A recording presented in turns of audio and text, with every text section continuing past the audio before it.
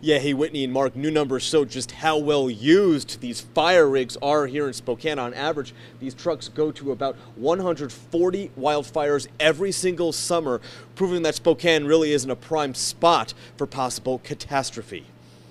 Then we see a big plume of smoke, and with the high winds coming through, you're worried about your home catching on fire. May 29th, 2017. A homeless man lit this brush fire dangerously close to Robert Gregory's neighborhood. Firefighters rushed to get it under control, all as Robert scrambled to help those closest to him. First thing I thought is, hey, my buddy's house is on fire. What's going to happen? And it was right here, right across this path. Given the worry and the stress of that day, Robert wasn't too surprised by the findings of a recent survey. That study found 50% of Spokane structures are at risk of burning in a major wildfire. This map right here shows the areas of town that could be the worst hit, with Robert's neighborhood in a prime, unfortunate spot. A fire just sparking up is just a matter of when it's going to happen and who's going to set it off.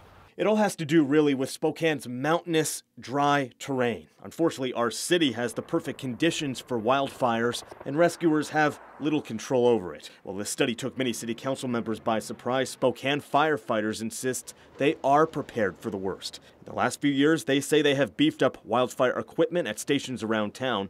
Currently, in fact, 9 out of the city's 16 stations have those tools, including each station that's near a mountainous, dry area. We have relatively good coverage, and as well as our neighboring departments who provide resources for us as we do for them. And then there's the hiring of 48 new firefighters. As we've reported, a grant is paying for it, guaranteeing basically more hands on deck during wildfires. And if it wasn't for the fire department showing up, it possibly could have spread into the homes. The takeaway here tonight, many of Spokane's structures are at risk of burning, but it doesn't mean Spokane Fire isn't equipped to help save your home and many others.